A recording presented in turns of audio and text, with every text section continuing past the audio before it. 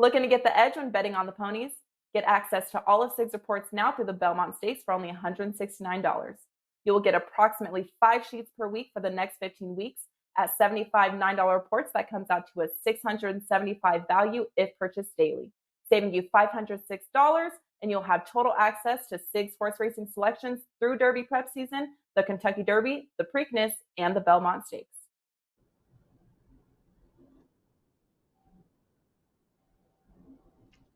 What's up, guys? Welcome back in here to Puck Time on WagerTalk TV. I'm your host, Andrew McInnis, joined by Carmine, Bianco, and Don Buster for his usual Tuesday spot.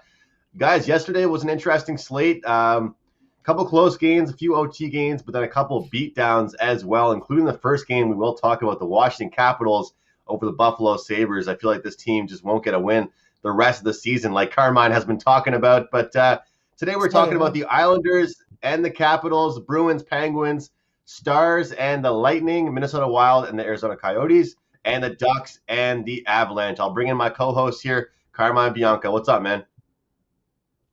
Not much, Andrew. Looking forward to today's action. Starts with some soccer and then some pretty good games tonight I'm looking forward to. And if today can be anything like yesterday was for me, then I'd be pretty happy. In the games of ebbs and flows, yesterday was a good one.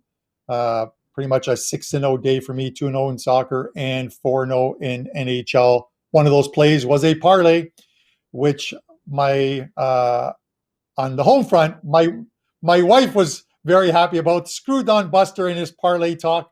I'm going to talk about. She was pretty happy because she hit a 1K parlay yesterday, so she's pretty happy about that. As will be Amazon when the packages start to arrive later this week. Especially in lockdown, Carmen, what else are you going to do but just start shopping on Amazon with those winnings? And that's just the thing, guys. That's how hot Carmine is running right now, that I had a pretty good night. I won a parlay for the clients that was plus 460, and yet I was nowhere near up as much on the day as Carmine. So Carmine is number one in the month right now, killing it in March for his clients. Don Buster, how are you doing, man? I'm doing good, Andrew, and I'm not going to get into the bait that Carmine is throwing out about the parlays. We had a little talk before the show, so but I'm not going to bite. You know, I bit last week on that Islanders Bruins game, and you know how that turned out for you, Carmine. So we'll just leave it at that. Had a great weekend this weekend. Actually, been putting up some golf packages at Sports Memo, and hit with Justin Thomas at 20-1 last weekend. College basketball's been on fire. Had a nice 5-3 night in hockey last night. Been playing some of those first period money lines, which I will on this show today. And yeah, everything's good. And I'm in Mexico, and it's about 85 degrees right now. So all good, guys. I feel sorry. I feel sorry for Buster. You know what's on fire? My eyes with that backdrop, man. You need to get a COVID test, man, because you've got absolutely no taste. So, well, do what you got to do. Tell that to some of the viewers. They all seem to like the Mexican backdrop. I think it adds a little, class to the show. So, it's only once a week. You can get used to it. Buster, I'll say this, man. There's a lot of good feelings in the world, a lot of good feelings in life. And one of those feelings is hitting an outright golf winner. So congratulations to you. That's always a good feeling, watching that on Sunday and watching that come through. So congratulations to you on the golf plays. Make sure you check out Buster's golf selections over at sportsmemo.com. Let's get into our opening face-off game here, guys. Without further ado, the Islanders and the Capitals. If you believe in something called a letdown spot, you might believe in this game presented here today. The fact of the matter is, Carmine, as a Sabres fan, you just embraced it. Let's just make fun of the Sabres. And the Capitals, well, my best bets have been rolling right now, man. I had the Capitals minus 1.5. When the Sabres don't score a goal, you feel pretty good about your puck line wager. And, you know it's bad when you have teams putting their fourth line out on power plays against you. That's how you know it's getting really, really bad. The Islanders, though, they just keep moving forwards, man. They keep showing consistency, and they're minus 115 in this game. I have to ask, because the situation kind of presents itself, do the Capitals come in here a little bit, the opposite of battle-tested? I mean, almost off light competition, and now they're going to play a great defensive team in the Islanders? It's a good question. I mean, it's funny when we when I put up the lineup for today's games that we were going to talk about, and I looked at the games. This was a slam dunk for the first one that we should talk about. You look at these two teams, and just to give a comparison of the type of games that are on tonight, you have Washington playing the Islanders, where combined these teams are 18-2 their last 20 games. And then you look at the Sabres are playing New Jersey, where combined the teams are 1-19 their last 20 games. And you can see why we chose this one. This one's going to be a good one. Listen, the Islanders are playing extremely well. I'm looking at a different way here, and this is something that I put up yesterday. While I don't want to take a side in this game, Andrew, the one thing, and I talked about it on the Saturday show with Joe Ranieri, Props and Parlays, the angle of the New York Islanders on the road as far as totals go. They've now played 15 games on the road. 13 of those 15 games have gone under the total. If you just blindly bet Islander unders on the road this year, you are making an absolute killing. And I'm not saying that's what you got to do in this spot here, but two very good teams playing very well defensively, and in what should be a tight game. Could it be a 5-4 game? Absolutely, it could be. I wouldn't bet my money on it. I'd rather go with what the trend has been, and sometimes the trend is your friend, and it has been for Islander under bettors on the road this year. So as far as my lean is, it's with the under in this game. Would you argue, Carm, that is correlated with the Islanders? If you like the under, you like this Islanders team? Absolutely. They're when a team is playing well, and I get it. You look at some of their some of the games recently that they're putting up goals, but those are goals at home. Beating the Sabres by 5-3 score, I think it was 5-2 score lines in all three games. But you look at the games that they're playing, and I get it that some of them are against the Devils, but you go into Pittsburgh, keep both those games under the total. You go into Philadelphia, and only one of those two games goes over the total. They're playing extremely well. They're playing that typical solid road game where it's defense first, and that's what wins you games. That's what we saw them do last year when they got into the playoffs and made that run, is play strong defensive games. It's the Trotz way of hockey. So if they can continue that, maybe they get the win tonight, but it stays under the total. And the markets are adjusting. You don't see Islander games, no matter who they're playing, with those totals of 6 anymore. It's been pretty much 5.5s every time we see a line with them. Yeah, Buster, the number 1 and number 2 teams in this Eastern Division. And to Carmine's point about it being a defensive team, I just wanted to mention this before I segue to you. Islanders 86 goals for, but 64 goals against. Capitals 100 goals for, but 87 goals against. Both those numbers are completely different. I mean, that's quite a bit of a difference from 86 to 100 goals for, but the goals against, 64 for the Islanders, 87 for the Capitals. That's a clear edge for the number 1 and number 2 teams. Oh yeah, Andrew, you're right. These guys can play some defense. There's no doubt about it. Gotta love exactly what Carmine had to say about the under. That trend, trend is your friend a lot of times here, and that's a great pick for Carmine there if that's the way you're going to go. For me, we've been playing these first period lines. We're going to catch Washington here off the back-to-back. I know they only played Buffalo, and they probably just did a little skate around to win that game. But still, they were on a road trip. Now they're back home, and now they're home for 6 straight games.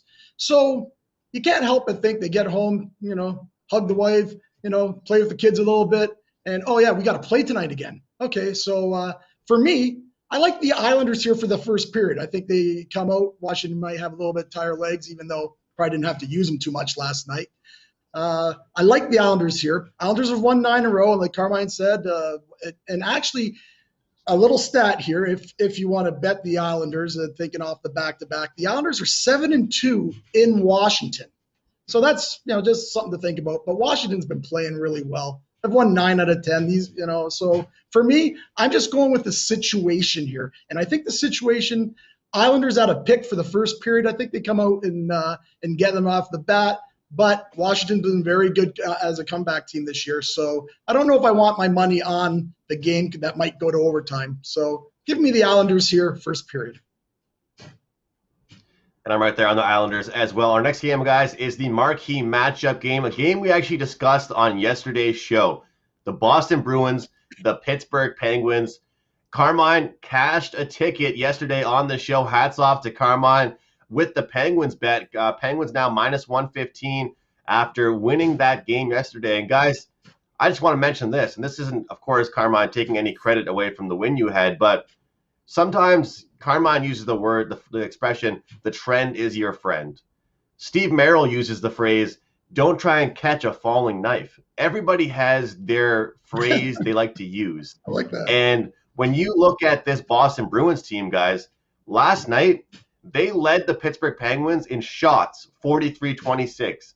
Face-off percentage, 57-43. Hits on the game, block shots, power plays, everything. The power play, efficiency, expected goals. All of these advanced stats that I can pull up for you guys were in favor of the Boston Bruins. I've never seen David Pastrnak miss 3 wide open nets in my entire life. The reason why I'm bringing this stuff up is because I've learned over my time with handicapping, especially with hockey, and you guys haven't heard me use the term puck luck a lot. Brian Leonard talks about it quite a bit. And when he says that, this is what he's talking about. This right here is exactly what he is mentioning because the Boston Bruins are struggling right now. I saw a lot of tweets. Actually, a Bruins reporter that I know, he was saying, I bet you Bergeron wishes he had the weapons that Crosby has. And it's true. The Bruins don't have that secondary scoring. And I think both Dave and Carm were saying that right now there's just too many options for Pittsburgh comparison to Boston. And right now, I struggle to go back on Boston here, guys. Every part of me wants to look at these advanced stats and even the minor stats, guys, and say, you know what? The Bruins actually played the better game. The Bruins actually had so many goal-scoring opportunities, and they didn't get it done, so they might go ahead here and win this game. I am taking the side out of the equation and going with the over 5.5. I feel like there will be some aggressiveness in this game, a lot more penalties. The power plays will be efficient, and I do feel like we will see a few more goals from the Boston Bruins. Right now, the Pittsburgh Penguins look deep, and they look very quality, so I think that over 5.5 is my play here, guys. Buster, last night, Pittsburgh gets the edge, but like I said, the stats said the Bruins were the better team. I tell you, Andrew, it's funny. You must have almost read my notes verbatim because I had them all written down about how Boston dominated that game. The hits, face-offs, but lost. And that's the NHL. All of us have bet this NHL for all these years. We know that is the NHL. Sometimes you get, a guy like Jari making a lot of saves, missed open nets like you're saying. That happens. Here's the problem to try to take, to me, either side. Now, Boston dominates that game. So do you really want Pittsburgh? Pittsburgh is 12-2 at home. But tonight, Pittsburgh's going to have DeSmith in net. Boston, Rask is still hurt. They've already said, I believe it's Valdar is going to be in net or the Swayman. One of those two. Halak is not playing. So do you want to be betting Boston? All of a sudden you get one of these kids in there and it's 3-0 in about 10 minutes. You don't want that either, right? So for me, I normally, because I had Boston last night, which was one of my few losers yesterday, because and again, it wasn't a bad beat. They just lost. That happens, NHL. But tonight, again, I'm with you. They both played last night. Both teams are little, it's long in the tooth, let's say. So the defense might not be there tonight. A little bit more offense, backup goaltending, 5.5. And you know what? Besides last night's game that went 4-1, so that made it an under. Before that, 6 out of 7 in Pittsburgh went over. Now, I know all 3 games have gone under this year, but it's 5.5. And we talk about it all the time, me and you, Andrew. It's easy to get to 6 in the NHL. Even though it hasn't been happening a lot this year, It happened early, but lately it hasn't. But tonight, I'm with you. I like it over 5.5 myself. I'm just staying away from the side because anything could happen there. Carm, you cashed a winner yesterday, man. How are you gonna approach this game here today? I'm going to play the devil's advocate, Andrew, on this one. Someone has to do it and disagree with you two Montreal Canadiens fans. You said you're going to play the Devils. Yeah. I think you're playing the Devils today. No, the devil's advocate on this one. But kudos to the two of you guys and getting a win with the Montreal Canadiens yesterday. But listen,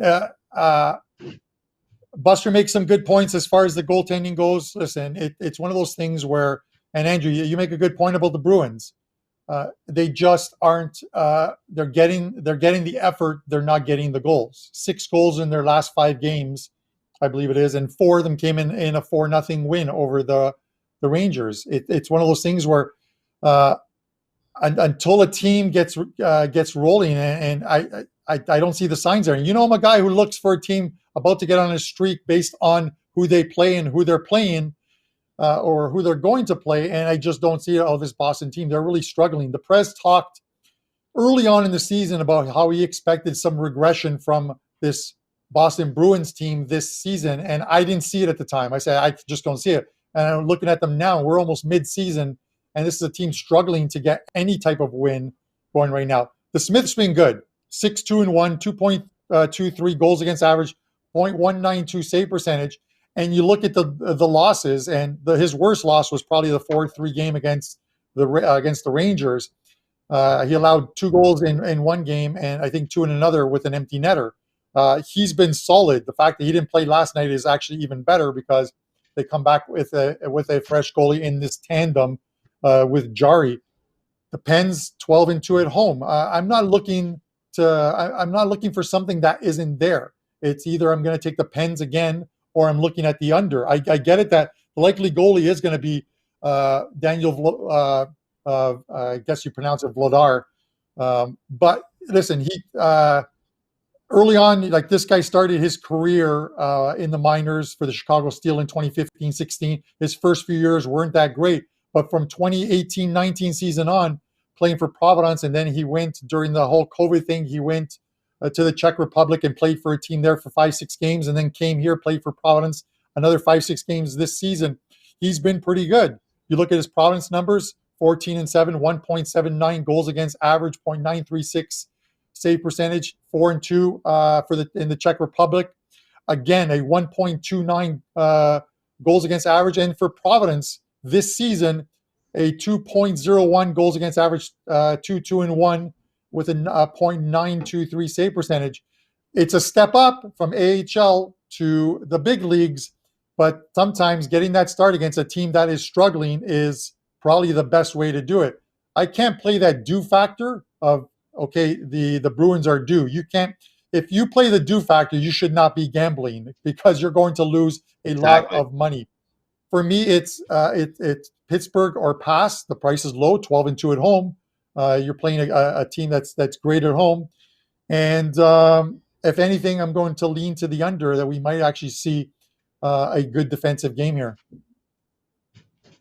He is Carmine Bianco, and he is well-researched on his Providence goaltending stats. Hats off to you, Carmine, for giving us those stats there.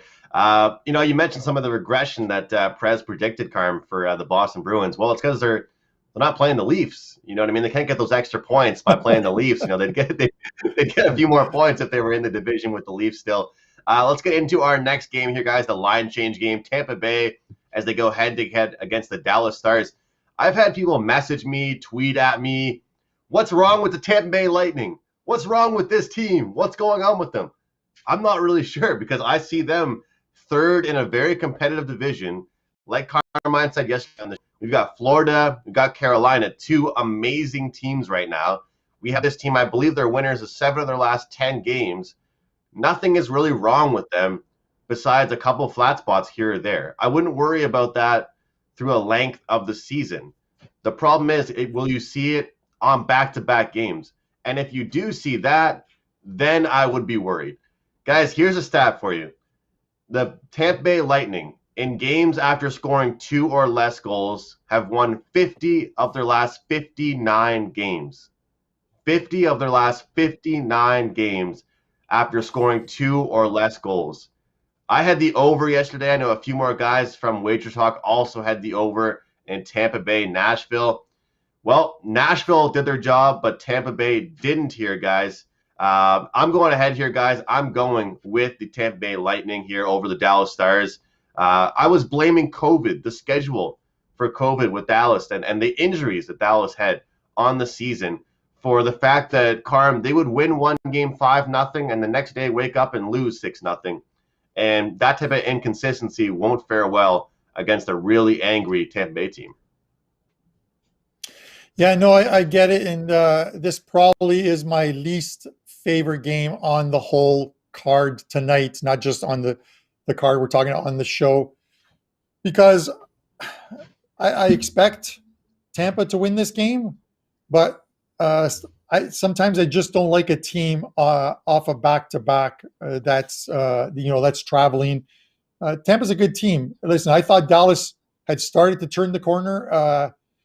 And, they played that game against Columbus where they pitched a 5-0 win, and then they lose one in OT to Nashville. And then they beat the Hawks. And I thought that game against the Hawks, that 6-1 game, was an all-around complete effort. And then they completely play the opposite in the following game where they lose the Hawks. So it's a Jekyll and Hyde thing with this team. Is you can't and this is why even at plus 145 tonight, you can make them play 160, 170, and I can't take them on the premise of any value in the number because they're not showing any consistency. Show me where you win 2 or 3 games in a row, and and I'll play on it. If anything, I'm going to lean to the under here because that wasn't the best defensive game by Tampa Bay yesterday against Nashville, and you've got to figure that they'll tighten the screws tonight on this Dallas team, and Dallas isn't a team that scores a lot of goals anyway. So for me, I'm no side for me here. I'm going to lean to the under 5.5. Buster, what do you think about that stat I laid out, man? 50-9 last 59 games after scoring 2 or less goals. Hard to really argue with it. And also, if you check out these standings right now, it's the Panthers, Hurricanes, Lightning, Blackhawks, playoff spot, Blue Jackets, Predators, Stars, Red Wings out of the playoff spot. Pretty much this Stars team has just beat up on bad teams. Would you agree with that? I don't know if I totally agree with that because they haven't really played very good hockey at the end of the day, right? They haven't played well. That COVID thing is a big thing. You see it in college basketball all the time. These clubs that started the year 9-1, then went on a COVID break, all of a sudden losing games, and it's hard to get back from that. I see now Dallas will probably not make the playoffs. I just don't see it. They're having a hard time scoring goals, and like you say, when you have to play Tampa Bay, they've already lost to Tampa Bay 5-0 and 2-0, so they haven't even scored a goal against these guys. And Carmine makes a great point. I watched that game like I watch a lot yesterday. Cooper's got to be just right pissed off because, in that second period, Nashville could have scored 6 or 7 goals. It was terrible defensive effort out of Tampa Bay yesterday. So I agree with Carmine on that I think Tampa Bay is going to have a lot of attention to detail, especially being on the back-to-back. So I don't know how offensively they're going to be with little tire legs early. Dallas, if they have any chance here, they need to start fast. I don't know if they can do that. I really don't. They have trouble scoring goals, period. So for me, if I make it to the window, it would be on the under here. And just for you, Andrew, another note, Tampa Bay has won 6 out of 7 against Dallas also. So they kind of own this team anyways. And now them coming off a loss, again, it's like Carmen says, it's not one of my favorite games. It's probably my least favorite game on the card too. If I had to bet it, it'd be 5.5 and an under. I thought it was so weird, guys. You see a lot of times ex-NHL fighters, they bring up the fact that you should, if you want to build up your team and fire them up, you should drop the mitts before, the whole game really gets started, a few minutes into the game. And if you look at it right now, Patrick Maroon, he actually fought twice in the game, Carm. He fought to start the game and he fought to start the third period, and nothing really worked. So the team has to be frustrated, but also him as well, man, going out there and fighting again, and then nothing really comes of it. Yeah, listen, that fight was actually, one of the fights was actually a pretty good one. I don't remember who it was against, but he used, and listen, I played hockey when I was younger, and I was part of the goon line. I'm not going to lie. They sent me out when we needed to stir up. No, they sent me out. Listen, I had hands Big of stone tough guy in front of the Bianco, net. man. I had hands of stone in front of the net, but I was. I can't see you. I can't see you being a goon. Our coach would use a phrase which was called Operation Barbarossa, which is Operation Redbeard, which was when he yelled that out, the three of us went over the boards, and our job was kind of like watching the Goons or Slapshot or whatever. My job was to stir it up, right? So when he grabbed the guy's shirt and he's waiting to wail on him, but he's using that hand in the shirt to actually punch him on the chin. 5 or 6 successive shots there. I thought that was great. I saw that, and I know fighting's no longer part of the game, but I pretty much enjoyed that fight by Maroon yesterday. Yeah, it was crazy, and that's kind of why fighting's part of the game. You try and fire up your team, and I have a buddy who played junior hockey, Carmine. Those jabs do just as much as some of the haymakers do. You might not look like on TV, but they certainly do just as much. Those little jabs you keep, the little rabbit punches, we'll call them. Let's get into Minnesota taking on Arizona here, guys, and I'll keep this very short and sweet. Wild are -200, Coyotes +170. It's our dump or chase segment here. I will be going with the Wild -1. It's time to start recognizing how good this team is. Kaprizov has been amazing. This guy, I believe, is 19 years old. The offense on this team has been so consistent. They are so fast. Also, their goaltending has been pretty good. Even Cam Talbot's had some good games, but Kakkonen has played really, really well for them. But guys, I got to say about this Coyotes team, and Buster, I'm going to go to you because I kind of used this expression when I went to you the last time. Besides that one win against the Coyotes, against the Colorado Avalanche, can you tell me really who this Coyotes team has beat recently? Because I know the Wild are competing against everyone.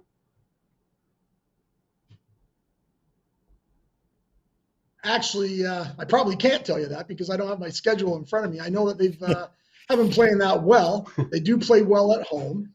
And for me, in this game, here's what I'm looking at.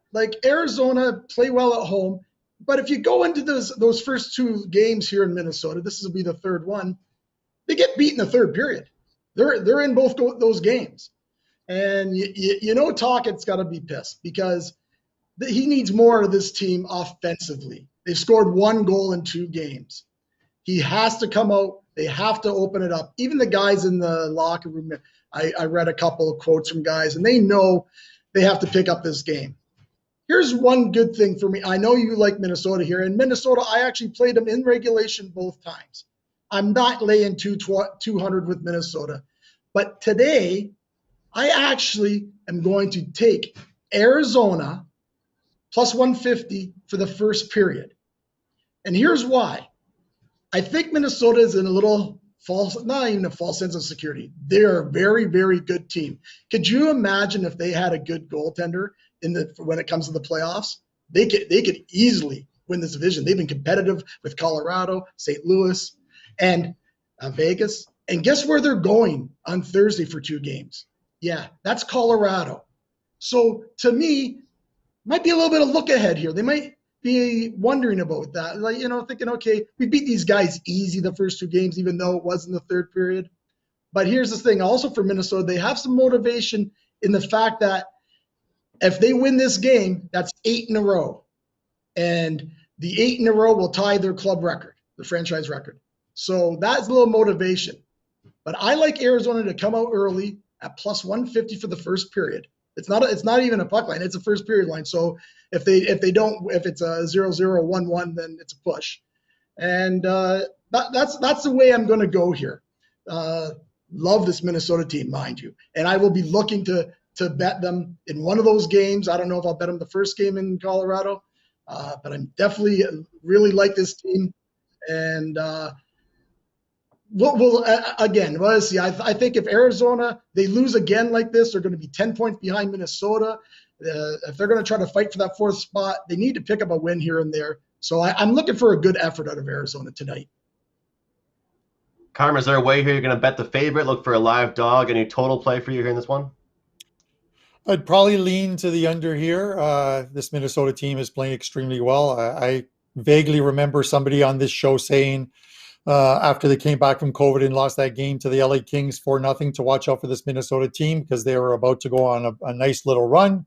And they've won 11 of the 14 games, 2-2 against Vegas, 3-1 against these Yotes, 2-0 against Anaheim, 1-0 against Colorado, 1-0 against San Jose, and 2-0 against the Kings. They haven't played the Blues yet. They're going to play Colorado again, and Colorado will have a bit of a revenge on their minds after losing that game at home 6-2 to this team. Arizona's probably looking ahead to this next couple of games where they're traveling to Anaheim. A couple of winnable games. They're having a tough time with this Minnesota team. So for me, it's got to be Minnesota here, probably a regulation time bet, but I'll lean to the under. Yeah, Carmine, I'm sorry. I just tried to look up my notes here. I can't remember who that guy was that made that prediction, but I'll keep looking to try and figure out who it was. Let's get into our barn burner segment, our last segment here of the day. We've got Colorado and the Anaheim Ducks going head-to-head. Total sits at 5.5. We'll keep this segment short and sweet. Buster, under or over? If that's my choice, under or over, it's going to have to be a pass. Colorado can beat them 7-0, or it could be, Gibson will stand on his head tonight and give them a game. 3 of these games have went to overtime. So everybody knows Colorado 300 favorite. Guess what? Be careful. Colorado probably wins, but it's not getting any of my money. Carm? Yeah, the toughest thing, Andrew, when you're taking overs in any game, I think I've mentioned it before, is you need to feel like you can get scoring from both teams in order to get there. And if you look at Colorado, this isn't the Colorado team that we would think from years past are putting up these big score lines and winning games 6-1, 6-2. They're perfectly happy winning 2-0 and 4-1 games like they did against the LA Kings, against teams that will play them a lot more, that will try and clog up the neutral zone, play a defensive type of game and slow a team down. With that said, I have to figure we're going to get at least 4 from Colorado tonight. I said this team is going on a run. They are going on a run.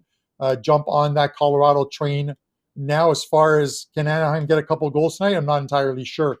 They're not playing well right now, and they might be looking at the past this game and to that 2 games with the Coyotes maybe as a bit of a respite and get maybe get a couple of wins. As far as this game goes, I'd probably lean to the under and look for one of those 4-1, 4-0 type wins for Colorado tonight.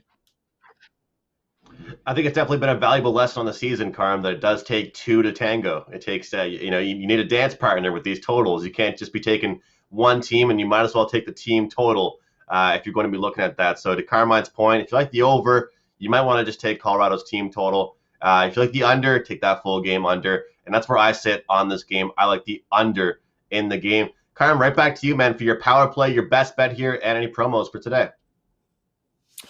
Yes, so obviously, this is if you head over to my page at WagerTalk, you'll see I have some promos on short and long-term packages that will end at midnight tonight. They're the packages that went out to my clients, and I put the VIP codes up there. You'll find them. Having a fantastic March thus far, up over 80 ROI bankroll gain for the month so far. 2 plays in soccer today, Champions League, a couple games in NHL tonight. And my show best bet, I'm going right back to the first game we discussed tonight with the Isles and Caps under the total. Islanders are 13-2 as an away team to the under. So that's the route I'm going here.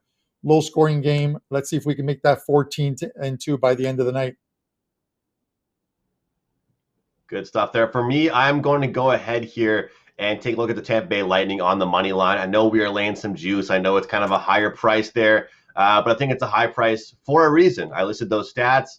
I watched how they played yesterday, and I feel like they will bounce back here and get the job done. Best bets have been pretty good for me, guys, and I haven't really been laying the juice like this. I know Buster's going to scold me for doing this, with the high price like that. But I'm going to go ahead here with Tampa Bay Lightning on the money line. I have a 2-pack up for tonight. Also, a few props going up tonight, getting back in the business of the props in the NHL market.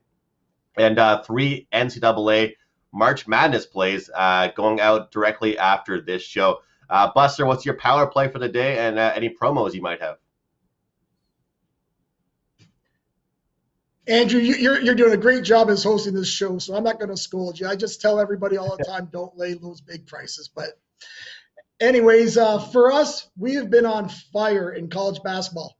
Currently on a 13-2 college basketball run, and we've been crushing our 5% plays. We won a 5% on Saturday. We're 10-2-1 in our 5% college basketball plays. Won a game on Saturday on an over, won it by 32 points. So just awesome. Really on fire.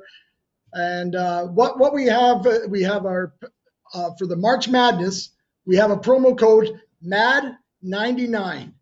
That way you can get all of our college basketball right to the end of the year, right to the Final Four, the championship game. It's regularly on for $199. Use promo code MAD99 and you get it for $99. So yeah, that's what we have going there. For my show play here, of course, it's going to be a big dog. What we're going to do, we never talked about this game, but I'm going to go against Carmine's Buffalo Sabres / maybe AHL team, not too sure. But I'm going to take New Jersey in the first period, -0.5, +150. I think New Jersey will come out and play. They should have beat the Islanders on Sunday. I actually had New Jersey, but a tough loss there. So I think they come out. Buffalo on a back-to-back. Legs will be tired. I think it's a really good play for a first period. Lay the puck line with New Jersey.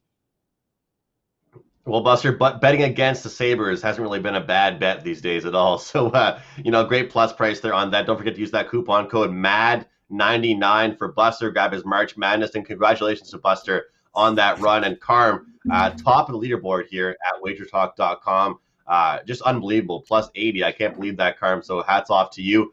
Best bets are there. I'm on the Lightning. Carmine with the Islanders, Capitals under, and Don Buster, Devils -0.5 first period. +150. Guys, thank you so much for watching. On behalf of Carmine and Don Buster, I'm Andrew. We'll see you tomorrow right here on WagerTalk TV. Tuesdays is known as $2 Tuesdays at WagerTalk.com and SportsMemo.com, where you can get the hottest handicappers' best bet or daily package for only $2.